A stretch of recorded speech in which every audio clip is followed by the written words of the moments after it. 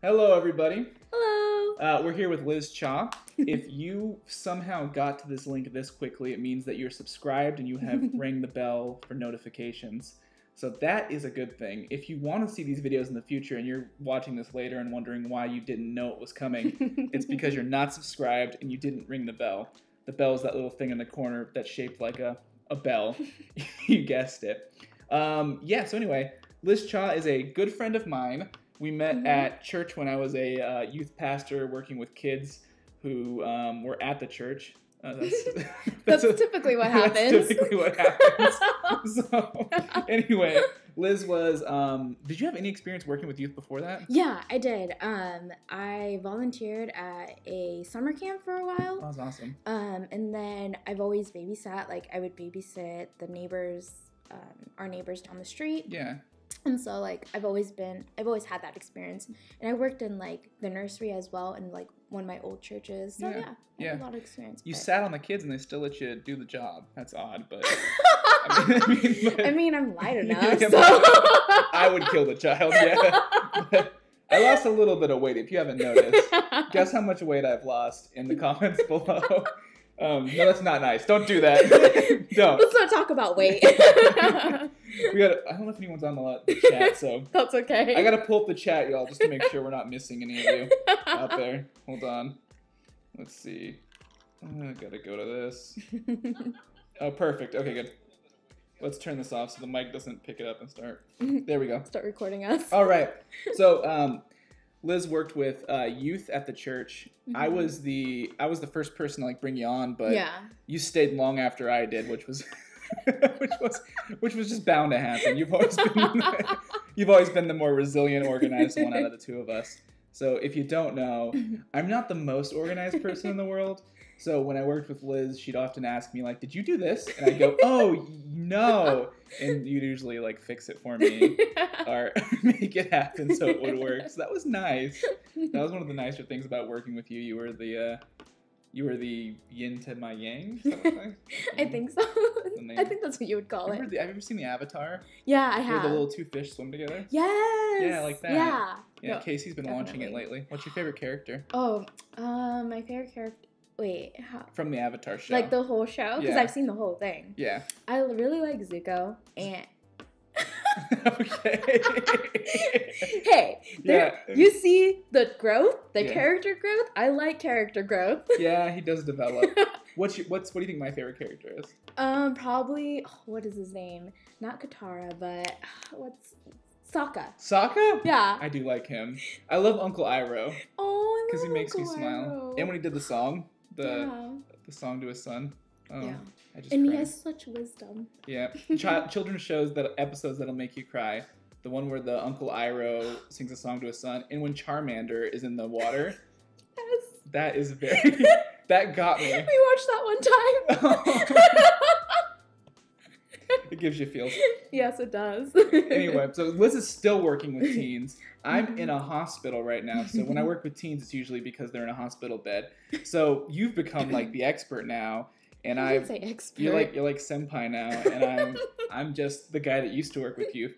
So anyway, I worked with young people for like, what, 7 years it feels like? It feels like. You can't say it feels like it's something that actually is. You've worked for 7 years with youth. With youth in the church.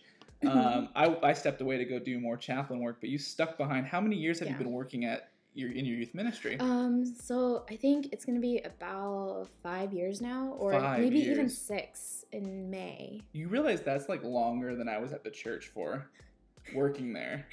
That is so crazy. I know. It is crazy. Sometimes I even like stop to think about it. I'm like, wow, I'm still doing this, but. You're great at it. Yeah. I love it though. That's the thing. Like, I truly have a passion for it, and I love the youth that I work with, and just watching them grow from like 6th grade to like seniors in high school. It's amazing to see the growth. Yeah. You've seen them all start to pair up and start dating out of nowhere. Like, why are they all dating? Why are all of you young people dating? Why? What is going on? What is going on? Why is love out there? Comment below why love exists. That's always a good question to ask. Yeah. So When you first started, this is something I'm very thankful for. We had nobody in the youth group. Like, we had like no youth leaders. It was just me and Danny. And if you know Danny Kogan, he is an extraordinary youth worker. Yes. But my goodness, just me and Danny. Like, that was the most unorganized youth group I've ever seen. So when Liz came on, it became like a lot more organized. We actually had a female leader, so that was great too. We had Becky working with us for a bit, but she had to step away. So you came in at like right the perfect time. And that's something I noticed when I was working with like in youth ministry, is like kind of God will bring the right people in at the right time if you just open your eyes, and you don't have to accept every youth worker that asks to work with you.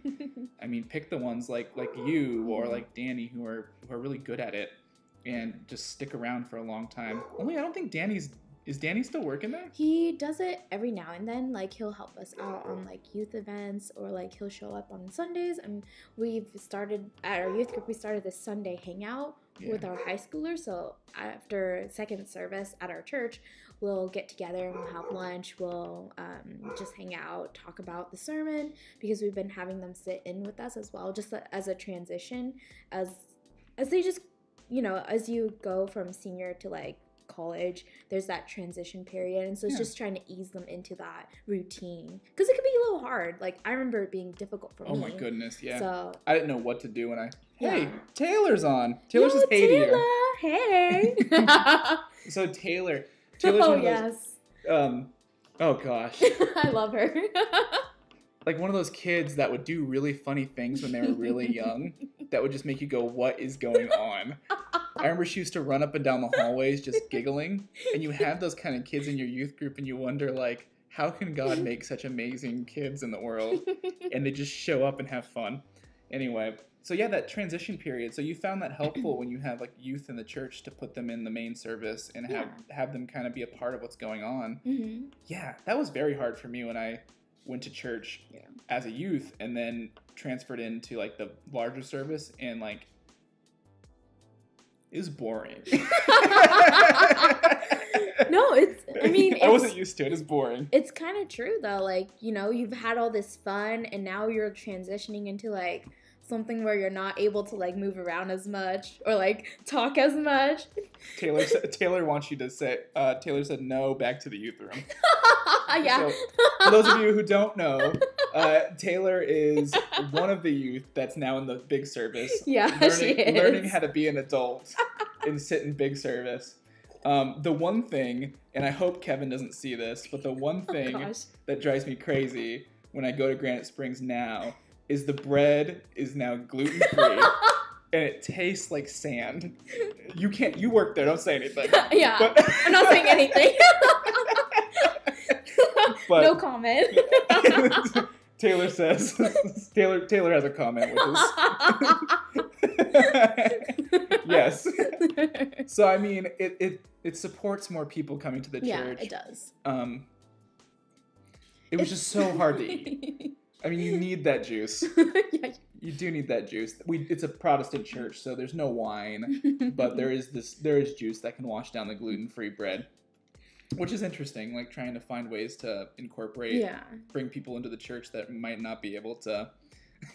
Well, it's more welcoming, basically, and that's the goal of why we kind of have gluten-free bread now. Yeah, to be more inclusive. Yeah, because there's a lot of people with celiacs, which is serious, but the bread's terrible when it goes. You just gotta get used to it, I guess. Yeah, you do. You just don't think about it that much anymore. You're just like, okay. You don't. It's the bread. I don't, yeah. Oh, good. I'm receiving the bread. For those of you who don't know, Kevin is, I think, Liz's boss still. I hope so. I haven't checked the website. Is he still over there? Yeah. Okay. Kevin's her boss. So, gluten-free bread. It's the way of the future. Put that into all your communion. It'll be the crackers. Slogan. Well, they're much better than the communion crackers you get sometimes that are really stale. Oh, I don't like those actually. They're gross. So that's something that's always been an interesting point too, is like the integration of young people into the main service. Mm-hmm. I think before I got to the church, the youth didn't do a communion.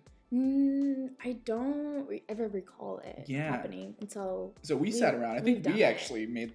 You, me, and Danny actually talked about this as youth leaders, and discussed it and said, it'd be great if we can get the youth to come in and do communion with the whole church. Yeah.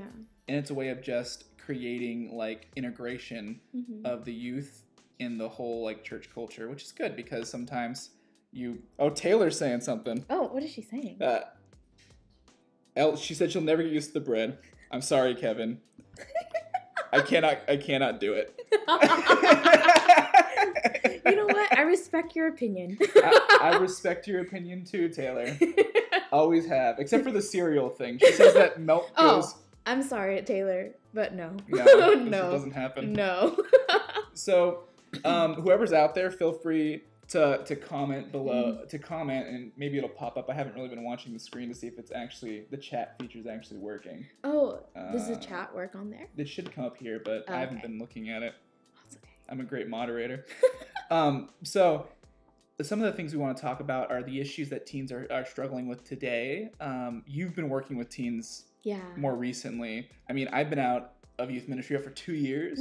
So a lot of stuff happens in 2 years in terms of like youth and culture. So what are some things, some big questions teens are asking today that you've heard and like want to talk about? Okay, so for one, right now we have a ton of our teens who are part of the youth group transitioning from high school into college. And so there's a lot of like, the transition, the fear. I wouldn't say fear necessarily, well, but I was like terrified when I was going to college. There's like a lot of anxiety around it. Like as you move, like as you turn 18, as you like move out of like your parents' house, you're kind of like being an adult all of a sudden. It's so different. Like, I remember when I turned 18, I was like, I don't want to be 18. I don't either. I don't want to be responsible and held responsible for things. Yeah, if you can stay young forever, I would totally do it. Do that. Like, if you can live with your parents and be under the age of 18 forever, so if that's like a wish you can get granted to you, go for it. Because there are wonderful things about being an adult, but usually it just means paying bills. So, and being responsible for how you're going to make money. So, anyway, I'm not feeling like I'm helping you young people right now who are out there who are stressed about this. It does get easier as you move more into adulthood. Yeah, and just as you like figure things out as well, and like I'm still learning a ton of stuff. Even now, the things that happen to me, I'm like, oh, I guess I didn't know that. Yeah. But now I do, so that's cool. And give yourself some grace as you move into adulthood. Like, you're going to make mistakes. Yeah, you are. You might withdraw from your bank account a couple times, you might... That happens. You might forget to pay the electric bill. You might forget, to eat lunch every now and then, and you feel really hungry and don't know why. Yeah. It's okay. That's the goal.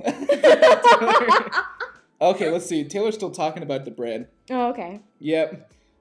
So she says eating the bread and... oh, yeah, she does. Abusive. Is she calling you abusive? Maybe she is, but, I mean, I don't do anything. I'm just like, what can I do? You already ate it, so... Yeah. There we go. I can't help you at that point. So, for those of you who are out there and are a part of the church community, and you take communion by dipping the bread into the juice and then eating the bread, there's something called juice hand that happens between the process of dipping and eating the bread. It's when some of the juice ends up on your hand, and then afterwards people want to shake your hand after service and you got juice hand. I haven't come up with an invention or an idea of how to stop this phenomenon from happening, but I think the main thing we can do is just learn to carry wet wipes in our pockets. Or just... Well, you don't want to wipe it on your pants. Sometimes I do if I'm wearing black pants. Yeah, smart. I wipe it on my pants. That's smart. Or you just kind of like shake your hands and then you shake other people's hands anyway. Like, you don't tell them. You don't tell them. Yeah, was she eating a lollipop? What's going on here? You just don't tell them. Just let them go. Or, another idea might be to not... I don't think so, Taylor. Thanks, Taylor. I love you too. Another good idea might be to just not go with the full dip. Just give a slight dip. Don't get the bread all the way in the juice. Don't put your fingers in the juice, because that is not sanitary. And I've seen someone like the junior hires do that, where they're just like, "Bop!" And it's like, what in the world? You just put your whole hand in there. Oh well, I guess I do have a communion story that I should tell. I was serving communion once, and we were doing the dipping in the juice, and a woman came up, and she put the bread in her mouth before she dipped it. Oh no. And then in panic, she spit the bread into her hand and then dipped it into the juice. And I looked over at the person with the juice, who looked over at me, and we both stopped for a minute. And then the rest of the line just got served with that juice. I'm not going to tell you what church that was at. I've done lots of that at different churches, so I will not say which church that was at. But it was at a church that I worked at, so that only leaves 2 options. Don't guess. I'm not going to tell you. It will remain a secret for the rest of his life. Ooh, Taylor has some advice. I just slyly wiped the juice on Danny. Ooh, that's smart. That's smart. Because you know he doesn't Poor care. Danny. Poor Danny. We should have invited Danny. Yeah, I don't think he knew that happened. No. That's a goal, to get Danny. Let's get a bunch of like youth leaders to talk about youth related stuff. And they're in their experience. Yeah. We can get Stephen Bowerman. Oh, yeah. We can get Danny Kogan. Yeah. Who else did we torture with youth group? David Pearson. Oh, Kate, his wife. Kate. Yeah. She can come.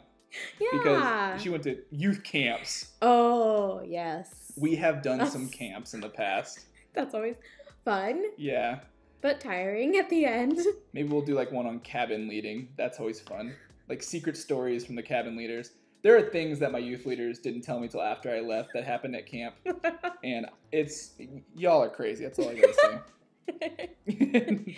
Don't get Grant. Oh, she means Grant Sork, who is one of our current junior high leaders. He's so wonderful. Get him here. Yeah. I love Grant. He's a good guy. Yeah, Taylor just likes to make fun of him. Grant gets my stamp of approval. You don't need that, by the way, Grant, because you're good enough. Grant, you're already doing good. You're probably not even watching this, Grant. But when you find out about it, I want you to know, Grant Sork, you are a true hero and a saint. Yes, you are. Yes. Yeah. Yes. He's like Spider-Man. He is Spider-Man. Oh, but we're not supposed to say it. You're not supposed to say it. Don't tell anyone that Grant is Spider-Man. Keep it a secret, guys. Yes. Let's see here. I miss you at camp. Who? Miss who? Liz is still there. I think she's talking about you. She already sees me enough. Oh no, I'm not even gonna talk about the vegan guy that we create. Oh my gosh, we did some weird stuff at camp. Go organic. That's that was nonsense. Yeah, what is it called? I can't remember what it's called now. I don't know. It was not. It was dumb. But it made a good catchphrase. It did. So, what are some things that teens are dealing with today? Let's try our best. Circle back. Circle back. So yeah, going off to college is one of those things. Yeah. And I think also like image, like body image for the younger kids. Yeah, I think so. Because like a lot of them are still trying to figure out who they are, and so they're also trying to relate with like the other their peers, and they find it really hard. And I hear a lot of stories from like the different youth, like the junior high especially, like, oh yeah, my friend got mad at me, and like it's so sad to hear about it, and like, oh yeah, my friends aren't talking to me because this and this happened. Yeah, friendships. Yeah. In junior high and high school are very confusing because people can be kind of cruel to their friends. And that's something like, if you're out there and you're a young person going to school, the best thing you can do for the people in your life is just be nice to your friends. Why are people so mean to their friends? I don't know. You don't learn until you're an adult that you don't have to be around people that are mean to you. Yeah, well, and then also like, sometimes give your friends grace. They're going to make mistakes too. You're going to make mistakes. You're not distracting us. You're quite fun. You can keep typing all you want in the comments. It's fine. It's fun. Oh, I enjoy your comments. Yeah, we're enjoying you. We're enjoying you, Taylor. But yeah, be nice to people. Like, that's something I used to be really mean to my friends in junior high. I'm not even going to lie. I was kind of a stinker. And if anybody out there knows me from junior high, you know I wasn't very nice. But I think what I learned was that I think everybody's going through something. Yeah. And I was going through a lot as a kid. We were very poor. We had a lot of like things going on in the household. My mother was trying to, keep us afloat. She was working all day. And yeah, I was carrying a lot of stress and weight, and I didn't quite realize that other people are dealing with similar things. Mm-hmm. Like, if it's not that, it could be like, body image shaming. People like to pick on kids, or even like, I don't know, like divorce. A lot of kids are going through that. It's so common now to hear about like blended families and like, oh yeah, my mom, my dad are splitting up. It's so sad to hear about it. Yeah. So reach out and find a good youth group. I mean, if you could find a church or a youth group that'll listen to you, that's how I got through working through some of that stuff as a teen, was just finding a good youth group that helped me connect to people. Yeah. They weren't perfect. By no means they weren't perfect. There are some weird people in the church too that are mean. Yeah. But if you can find people that'll support you, that's always what I really wanted to do with youth group, was create a group of people that supported each other, which is awesome that you stuck around, because you're one of the most supportive people I know in life. So the kids are very lucky to have Liz Chaw. They are at that church. Yeah. Well, I love them. So they bring a lot of joy to my life, that's for sure. I miss those crazy kids. Yeah. But yeah. We shot a video at that church. I'll put it in the card somewhere. I usually like to point to it, but I never know where to point. So it's somewhere up there. It's a video we shot with Quincy about, like, graduating from high school. What's up next? Like the next college ideas. Yeah. So anyway, what are some struggles that young people are having? Like, what are some things that young people are struggling with that you're noticing? Let's see. Sometimes young people struggle with their families. Like, there's that family dynamic where, like, you're arguing a lot with your parents. Like, I remember even as a teen, I argued with my mom a lot. You argued with your mother, Liz? Yeah, it was very scary. Okay, more like I kind of stood there and like cried a little bit. Oh no. Because it was really but like, I know my mom was, looking back on it, my mom was trying to like help me, but probably not in the best way that she could have. But her goal was to try to help me. But at the same time, it probably wasn't the right way to communicate with me. Yeah. And so we would argue a lot and get into like big fights as well. And so family dynamics is hard.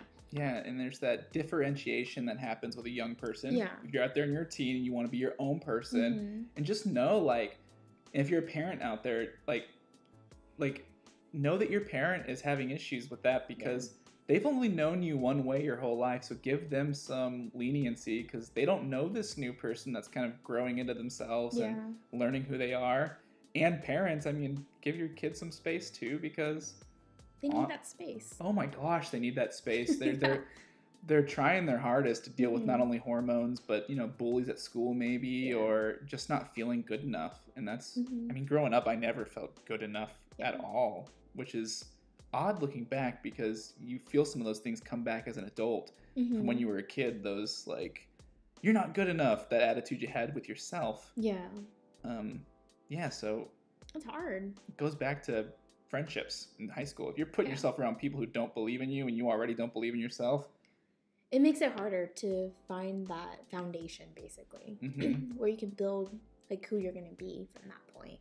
Yeah. So when you were having issues with your family, like, what were some things that helped you kind of soften those up or push? Let's see. Well, like, being able to talk to my friends about it and being like, oh yeah, my mom and I got into this big argument about this and this, and like just being able to share that kind of, like, I don't know, a little bit of anger, a little bit of that pain and that hurt that you feel after the argument, and just be able to share that and have someone listen to you. I think that's the most important thing, is just having someone there to listen to you, and like you can vent about it. And then, like, let's see.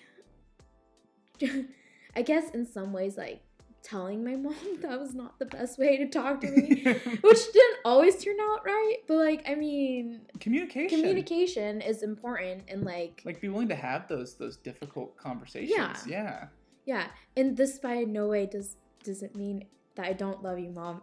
I do love you. We love our mothers. Yeah, we love our mom. My mom is like my best friend right now, but when I was a teenager, I was like so angry with her all the time for nothing. Yeah. And I think it's just a part of being a parent, is having to take on all the anger of your child. Like, who's like, I don't like anything, Mom. Not even you. And it's like, now my mom's like the person I go to if I need advice for things. But back when I was a kid, it was like, I'm not listening to you, Mom. You're my mom. Yeah. But, yeah. I don't know, there's like a disconnect. And I don't know, for me, as I've gotten older, like my mom and our relationship has like changed. Yeah. It's not as it was when I was a teen at all. So. Yep. Yeah. Same here. Your mothers and fathers or the people who are your guardians in your life like are trying to find out who this new person is and how to have a relationship with them. So give them some hints, give them some clues, try to communicate. It's not going to be easy, but Taylor's right. She was saying identity is a big one with high schoolers. Oh yeah, it is. Finding identity. Oh my goodness. Do I even still like I'd like to tell you that clears up when you become an adult. Yeah. It kind of shifts because then you believe you're one way in high school, but then like, you know, you go through these different experiences and, you know, college adult life kind of happens. You pay bills, you have to be responsible for things.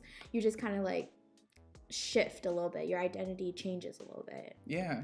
Yeah, and you have to find out like who this new person is that's like all on their own and like dealing with life in a new way. Yeah, for me it pointed out because I was married really young, so it pointed out some of these areas in my life like that I wasn't dealing with as a kid. Like I was very, I don't know what the word is, conflict avoidant. Like if somebody bothered me, I would just like look at them and then walk away. When you're young and married, that's not going to work. So luckily my wife was there to say like, hey, no, like I need to talk to you about this. And I'd go, what? You want to talk to me right now? and yeah, I kind of learned how to be more open and speak my mind on things. Yeah. I'm still working on that. But, yeah. Because like for me, I was more like a people pleaser, honestly. And so I would do everything to make other people feel better. But I've kind of learned like as I've grown and experienced different things and like I have to be tougher and stand up for myself and like be able to tell people like, hey, I don't want to do that. I don't want to do it that way. I'm not going to do that. I'm going to go. Bye. Yeah. And that's something like I've seen grow within you too, is that strong leadership. When you first came into the youth group, I remember like the first sermon you gave and how like wonderful it was, and then you came to me and said I did terrible. And I was like, no, you didn't. That was awesome. And it's just that like new like found authority you have and that leadership in who you are that's like, I'm here and I'm doing this for the kids, for me, and I know what I'm doing. And I mean, sure, it's not always going to be there, but I mean, it comes and goes. I'm so happy for who you're becoming as a youth leader, like, and to see the development from a person who kind of just came into it where it was like, oh my gosh, here comes the deep end, to like, now these kids like really love you, value you, and go out of their way to be with you. Yeah. What did she say? What's Taylor say? Taylor says she's just wacky all the time. Taylor, yeah. You're amazing, and you've been that way since you were like a junior hire. Yes. You've been that amazing, fun, wacky person. Don't ever let anyone tell you need to be anything else. Yeah, I still remember when I first met Taylor too, and she was just like, "Oh, come here." She just took me away, and I was like, "Okay, this is happening." Yeah. Yeah. She was like, "Oh!" Yeah. That was like a noise that I'd always hear. Oh! I'm like, what is that? Oh, it's Taylor. So yeah, let's talk a little bit about, you've been working with youth forever, and now you've kind of picked up a new job as a behavioral technician. Yes. I got it right. Yeah. So you've been working a lot with kids on the spectrum. Yeah. So let's just talk about that for a minute. What are some like tools and techniques and some things you want to talk about with regards to kids who are on the spectrum? Okay. So it'll be about 2 months since I've started working for my company. And basically we use the applied behavioral like analysis as our background and as our foundation to work with kids. So we work with them. We have different programs that are especially designed for them and targeted for them to be able to help them achieve these different goals. So let's say we have a kid who's nonverbal, then we'll help them like say, for example, a phrase like, let's say red. So we'll just say, hey, I'm gonna use you as an example. Hey, James, say red, and then the kid would try to like imitate that. Yeah. And at some point, like we'll fade that, and then we'll be like, okay, so like eventually they'll be able to start like speaking, even or like even signing, because sometimes vocal is not so easy for some of the kids, and so we'll teach them different signs, so then we are able to communicate with them, and like we're able to understand one another. Like if someone is learning to speak their language. Yeah, because we want to support them in that way. We want them to be able to like, we don't want them to get frustrated and angry. We want to be able to communicate with them and show them like we care and like we want to help you. And we want to understand like what you're asking of us. Because sometimes we don't know what they're asking of us. And like we're just like, because I don't know a lot of sign. I only know about like 2 signs. Yeah. And I work with someone who's like nonverbal right now, and so it's really hard. And I'm like, I don't know what you want. So I'll grab the toys and I'll be like, do you want pups? Do you want bubbles?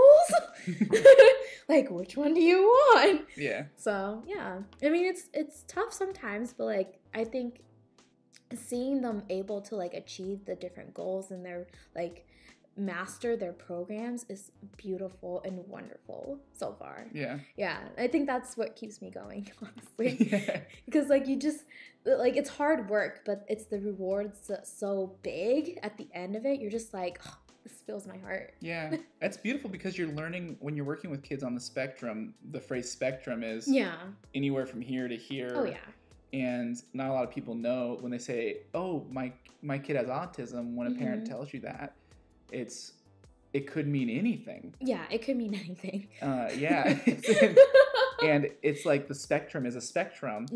And what I think you do is learn what part of the spectrum these people that you're learning to live alongside are on, and then how to communicate with them in ways that honor them and give them voice in a world that might not be giving them that.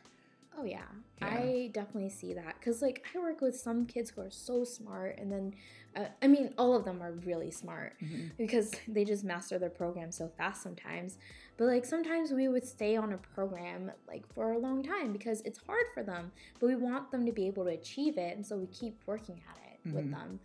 And so yeah, and I mean they're living in a world that isn't very it's not suited. Yeah, like the world is more like for people who are kind of like us a little bit. Yeah, like we know we can communicate with other people, letting other people know like, oh, this is what I want, this is what I don't want, or like, you know, we're able to catch on to the social cues as well, like, oh, this person's making me feel uncomfortable, or this person doesn't like me. Like you can just catch on to those things. But for kids who have autism, or like even on the spectrum, like, you know, they have a hard time catching on to those things, or like knowing when you're making someone uncomfortable, or like knowing when that person feels sad. And so it's hard for them to do that. But I love working with them and helping them achieve that, so they feel like they're accepted in the world in a way. Yeah, and acceptance and granting somebody something. Like, it's a gift. It's a gift to have a human being in the world that's different from us. And these kids are gifts, and just figuring out how to unwrap those. Oh yeah, yeah. And they're just so much fun. Like all the kids I work with right now are so much fun, and they're so playful and like active, and they have so much energy, and they have huge imagination, which I love, because you're constantly playing different games with them. They're constantly coming up with like different like ways to use things. Like I have a kid who like took up this like rubber ball, and he was like, this is like the core of a reactor. Oh wow. And so we just played that game for a while, and I was just like, oh wow, like I wouldn't have thought of that. So yeah, and I think that's part of working with all types of people. Oh yeah, is like finding the beauty within the human soul that exists, that God put in there, that nobody was made to be ignored or pushed aside, but that there's beauty within every soul, and each soul's valued the same in God's eyes. And just because somebody has this talent or this talent doesn't mean that they're worth more, even though our society wants to subscribe more value to this and less value to that. I think that's a run along theme I like in everything I do too, and I think in everything you do. Work with youth. Yeah. You work with all these with these kids that need somebody to hear them, and it's all about just hearing the soul in a new way. Yeah. I agree. Mm-hmm. Yeah. Because at the end of the day, we're all human beings. We all have worth. Mm-hmm. It's just, accepting that worth. Because it could be so hard as the world tells you, like, oh, you're not good enough. Mm-hmm. You're not worth it, I think we've all been told that through other ways. Oh, yeah. And I just wanted to give Liz and I some time to talk on the camera today. But we're not going to make her talk forever. Yeah. So anyway, if you're out there, this is Liz Cha. She's one of my close friends. We met at a church, and she volunteered as a youth leader for years. You eventually got hired as like an intern, which was awesome. Yeah, no, I think I came in as an intern. You did? Yeah. Oh, awesome. Yeah, I forgot that part. You did not volunteer. Yeah, anyway. No. But yeah, so this is Liz. This is what she's been doing lately. And I just wanted to give you all an opportunity to say hello. Thank you. She has to deal with me and Nina, so that's rough. You and Nina are sweet. Yeah. No, you guys are good. Anyway, we're thriving. My first sermon-y thing I did at Granite Springs. I finished a little message in a small group for the youth group, and Nina came up to me afterwards, and she said, "Oh, I just really loved your message. Thank you for coming and working at this church, and thank you for, giving your time." She was just leaving junior high or something, but I was like, how sweet. And it's just people like that in the world that really demonstrate true kindness. And it's so crazy. We can see that through kids. And sometimes adults don't really know how to do that. Treat people with that same kind of love. Yeah. Yeah, I think it's really special. Mm-hmm. So. No, you're not. Taylor said they're terrible together. You're actually quite awesome. You guys are hilarious together, actually. I may roll my eyes at you and pretend to be angry. Yeah. But I really love it. So hey, subscribe, hit the bell. Ring the bell. I'm gonna put some links maybe to Liz's Instagram in the feed. I didn't know about that. Yeah, follow her if you'd like to. Yeah. Good luck out there today. Let me stop the feed. Anything you want to say before we go? Oh, have a good day.